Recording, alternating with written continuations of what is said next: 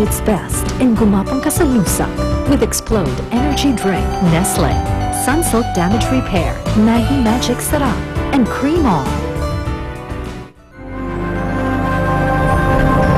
Nangako ka sa akin na hindi ka lalapit kay Mirko. Hindi mo siya kilala. Pagbitiw ako sa trabaho? Yung ginawa niya sa artista. Sinungaling yun kung sino man yun. Ha? Hindi na kita maintindihan. Magagawa natin ng paraan yung mga sinabi niya. Pero mas delikado yung buhay niya. Hanggat nandito siya, sabihin mo sa kanya na umalis na siya sa bayan na to. Manang, sinusundan niya ba ako? Manang? Manang! Manang! Sana natuloy na lang yung pagpapalaglag niya eh. Kasama ko nga siya, pero parang wala rin naman akong nanay.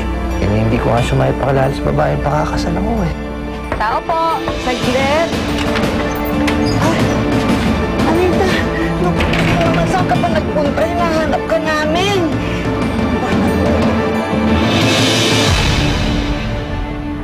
Matagal na ho namin hinihintay yung resulta ng investigasyon ng pulis.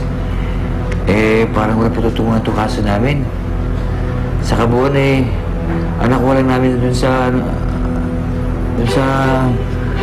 plaka ng kotse, yung numero lang ho. Ganun mo ba? So, natandaan niyo yung numero? Oo. Naisulat ho namin. Sandali lang ho. Atty, kung sakaling malaman natin kung sino nakasagasa sa anak ko, malay natin, sa Danyos pa lang makapag-apos kami sa inyo, di ba? Attorney? Ito ho. Oy. Attorney, kung talagang matutulungan niyo kami na manghuli ang nakasagasa sa anak ko, talagang kayong iboboto ko para sa gobernador. Hindi po ako nangangako, pero gagawin ko lahat na magagawa ko. Sige, salamat po. Lalaki na po ako. Sige. Nandito ba ang anak niyo si Rachel? Kailan si Rachel? Wala siya rito. Pero kung ano man kailangan niya sa kanya, kahit sa akin, patayin niyo na lang. Gobernador. At ko na kayo sa labas. Gobernador.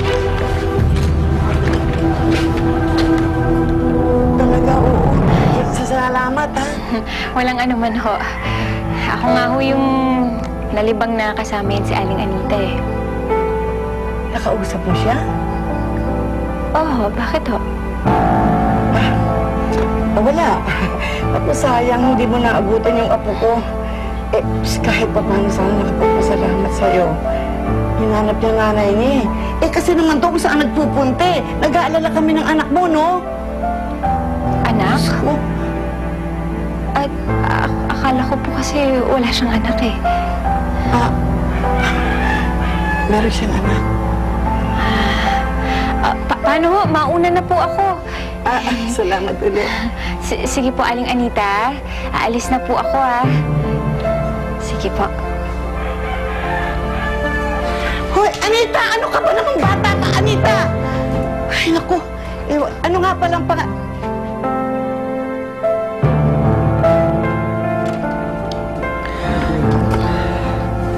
Ay, Levi! Ano buti na nanay mo? Oh, kalimutan ka. Ay, naku. Hindi ko alam pa paano nakarating yan dito eh. Kasi dumating na lamang, buti na lang kamo hindi ako nakasama sa'yo pa at hanapin siya. Kung hindi, naku, ewan ko na.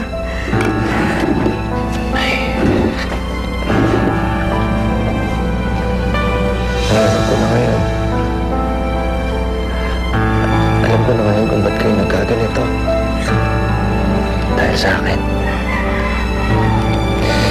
Patawarin niyo ako, Nay.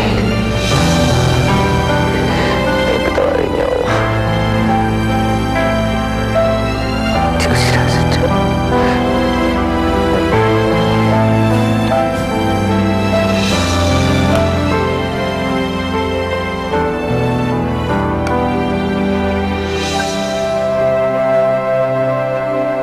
Ano ba naman boyfriend mo, Apple? Turuan mo maging on time. Imagine, ang layo pa na ida-drive natin papuntang sinehan. Hindi mo magilap boyfriend mo, no? Pwede ba, dudes? Huwag kang kumukontra. Kontra ka ng kontra sa akin, eh. Wala naman talaga. Lagi pang late. Parating na siya. I'm sure bumili siya ng flowers or something. Sigurado. Naku! naku. Alam mo, Apple, kaming mga lalaki, hindi kami magbibigay sa mga girlfriends namin ng flowers araw-araw kung wala kaming kasalanang pinagtatakpan o sekreto. Di ba, guys? Yes. Teka lang. Malay niyo naman kung thoughtful lang yung tao. Kasi kayong tatlo, wala kayong sweetness sa katawan. Huwag yung itulad si Jonathan sa inyo. Wow. Correct. Yung kasi kasalanan yung may ano yun, something yun. Alam mo kayo, gatong kayo ng gatong eh. Wala pa rin. Ano ba? Parating na siya eh. Oh, ayan na.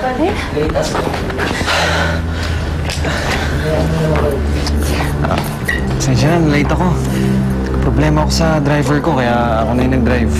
Para sa'yo.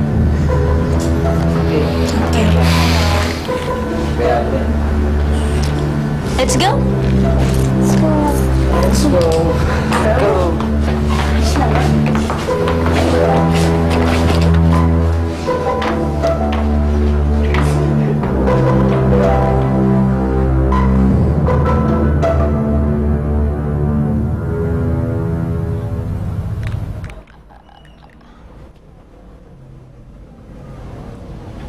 Excuse me.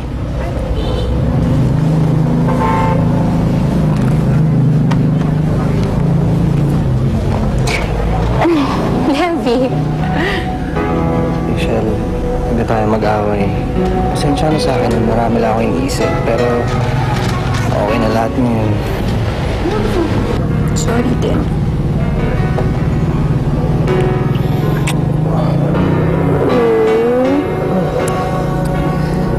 Teka, maghanap ako ng shorts. May kakasya ba sa akin dyan? Ano bang gusto mong shorts? Anong kulay? Dito. Gusto mong kulay? Teka. Ito, hindi kasya sa'yo? Maliit yata ito. May mga board shorts dito eh. Levi? Hanap kita, ha? Levi, ako to, si Christine. Hindi mo ba ako natatandaan? Ako yung babae sa bar kagabi.